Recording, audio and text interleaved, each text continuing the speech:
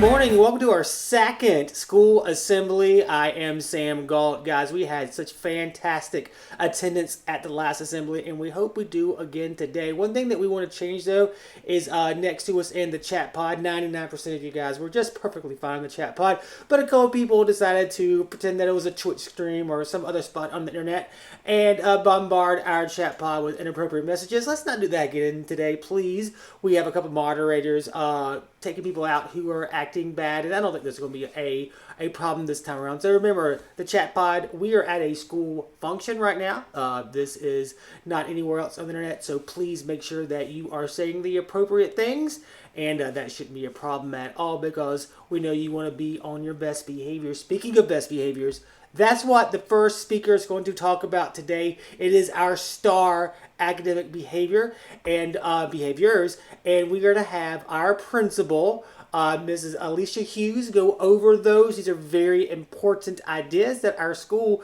structure is based on, so make sure you take these to heart, and I will send it over to Mrs. Hughes right now. Hello, SCCA students, and welcome. I am Miss Hughes. I am the high school principal, and I am here to talk to you about how to be a STAR student at our school. We have 4 behaviors that we want you to take very seriously because we know these 4 behaviors will set you up for the best success possible. And the first letter of each of those behaviors spells out the word STAR, so hopefully it will be easy for you to remember. Those behaviors are staying connected with your teachers, taking responsibility for your actions, working to achieve success, and respecting those around you. So let's talk about each of those in a little more detail. Here are ways that you can stay connected. Connecting with your teachers. So that means attending live lesson, calling your teachers when you need help, texting your teachers, and returning those phone calls as soon as possible. Making sure that you are logging attendance and staying out of alarm by contacting a teacher, checking in as necessary, and again, reaching out for help when you need it. So staying connected is crucial to your potential successes at our school. The next behavior is taking responsibility. That means you're completing the lessons that are on your planner every single day. You're checking the message boards for things like recordings and important announcements. You are making sure you're reviewing the modifications, which are those chalk eraser icons, so that you are doing the modified assignment as opposed to what is in the lesson. And then you're attending live lessons whenever you're invited.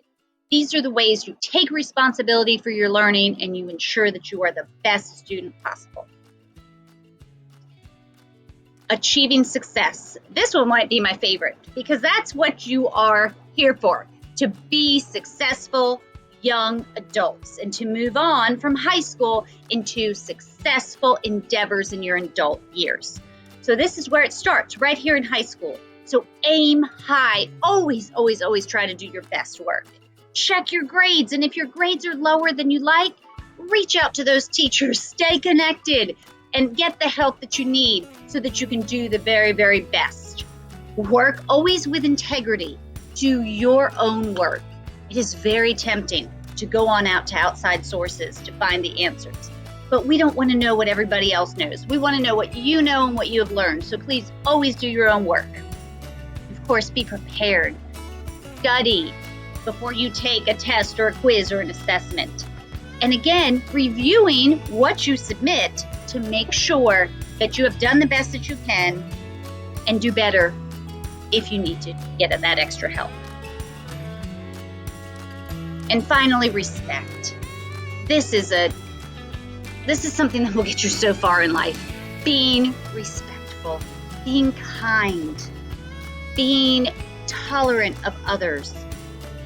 These are the things that will get you so far in life. Making sure you understand how to appropriately ask for help, how to appropriately respond to others within the live lesson.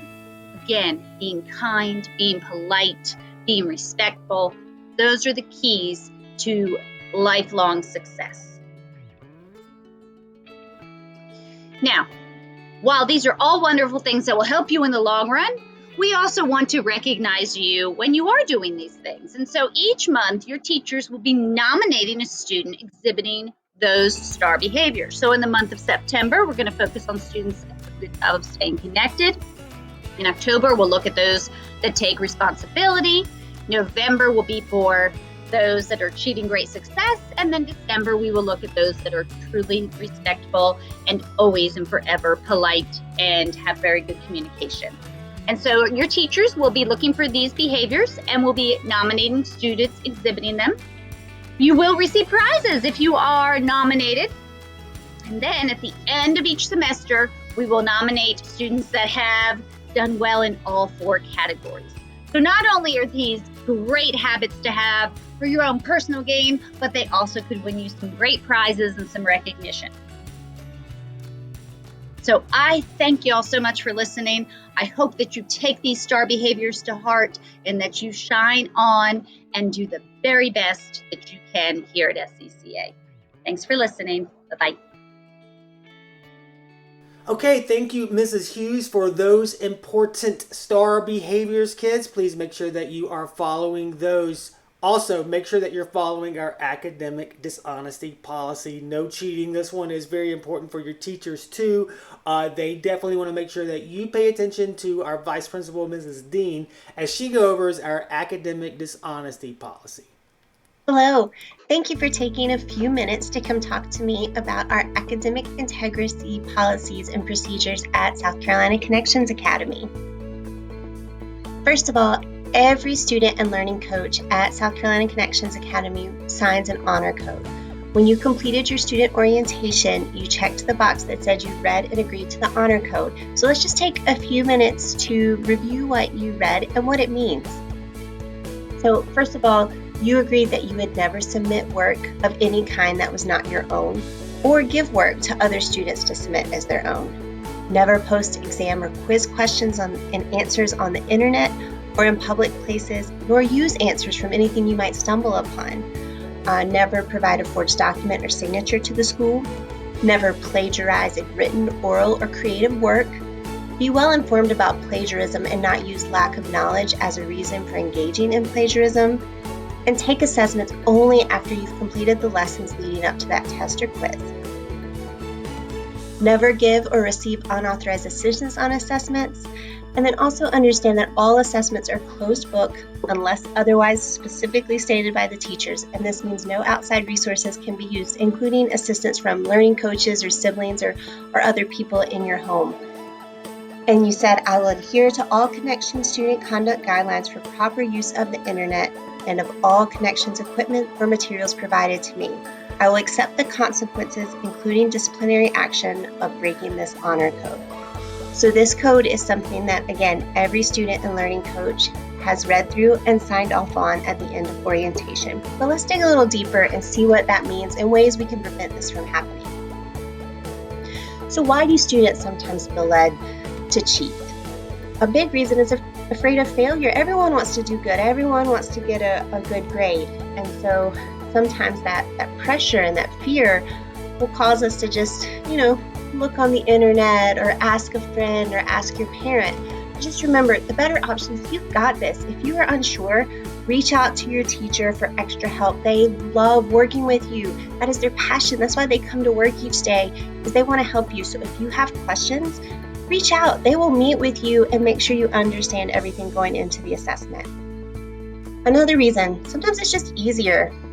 Yeah, it may seem that way at first, but don't you want to see what you can accomplish? We are here to help. We want you to learn, not just check a box. We want you to understand the material and learn all of your subjects and be successful.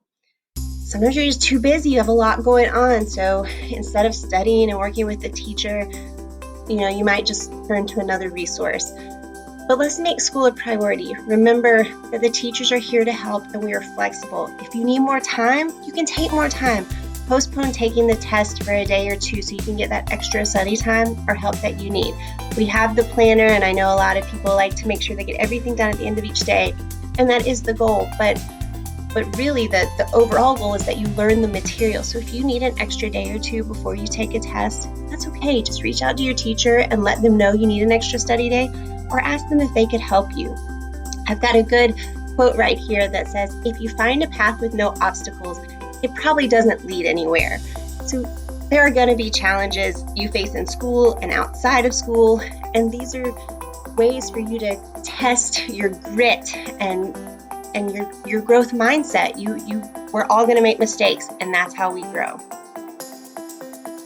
So common things we see that are academic dishonesty infractions: copy and pasting from a web page, in English and history with papers without citing sources. Like sometimes you can get stuff from different resources, but you have to cite your source.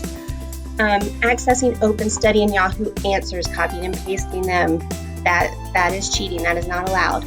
Posting answers to social media sites or Snapchat, sending answers via text messages or through pictures on your cell phone, looking up test and quiz answers on the internet while taking the test. These are all things that students sometimes will turn to, and I just want to make sure you know that we are all here to help you, and these are not things you need to do. We want you to learn, and we are here to help. So the consequences of committing academic dishonesty: you will receive a 0 credit on the question or assignment. Your teachers will work with you because, again, our goal is learning for all. We want every student to learn. So, if we see that there's an academic integrity infraction that has occurred, we're going to call you and we want to work with you and make sure you learn the material, because that's our goal. However, if this happens repeatedly, you will be asked to have a conference with administration, and if it continues to happen, you may be withdrawn from our school. But let's not get there. That's not what anybody wants. We all want everyone to learn and be competent. So remember, all things are difficult before they're easy. If you think about all the things you're amazing at now, the first couple times you did it, I bet it was really hard. Even in school, some of the things, learning how to read is hard. But now that you're in high school, you look back and you're like, oh, it's easy now. So just remember to be patient with yourself, and that all things, every single thing you do was difficult at first. Remember that your teachers are always here to help you. The best way to avoid academic dishonesty is to be well prepared. So go to live lessons, meet with your teachers, do the practice assessments, do your lessons, and ask for help when you have questions. Use tools such as Check My Work to avoid academic dishonesty. And if you have questions, remember, please contact your teachers. You can webmail them, you can text them, you can call them, you can say up time to meet with them through You Can Book Me. There are all these different ways for you to meet with your teachers, and they want to meet with you. They're here to help you. And just make sure that the work you complete is your own, because that is the honor code that you signed, and that is the way you are going to learn. So let's just think about growth mindset. It is hard to make mistakes. I still struggle with this all the time. I want to be right, and I want everybody to know I'm right. But it's not going to happen, especially, like we said earlier, if you're trying something new, mistakes are going to happen, and that's how you learn and grow. Mistakes are proof that you are trying. Correcting mistakes are proof that you are growing. So in that vein, I know your teachers have already shared this with you, but every test and portfolio, you can make corrections. So even if you've done all of, you've met with the teacher, you've done the lessons, you've come to live lesson, and you still just don't do as well on that test, and you make some mistakes, and you're really frustrated, reach out to your teacher and find out what their test correction policies are, because they want to work with you and make sure you get those mistakes corrected. And that's just how you grow. I don't know if you guys have heard that your brain grows every time you make a mistake. Making mistakes helps you grow dendrites. You can talk to your biology teachers about that. So it's okay. We want you to make mistakes, because that means that you're trying and you're learning, and we're going to help you correct them, and then you're going to grow. So finally, we are here to support you. Our high school staff is the best around, and they are a dedicated team here to help you learn. And so by working together and ensuring that academic integrity is always in place, we are confident that you, our students, can accomplish your goals and be successful whatever you are setting out to be. So please let us be a partner in your education. I know it's hard to ask for help. I know it can be intimidating sometimes when things are hard, but we've all been there, every single one of us. And so we want to help you. Reach out to us, call, webmail, text. We are here. Thank you so much for listening and have a great day. Well, thank you there, Mrs. Dean. Thank you, students, for paying attention. This will always be up on our YouTube page for later viewing. And thank you so much. Have a great week, and we'll be seeing you soon.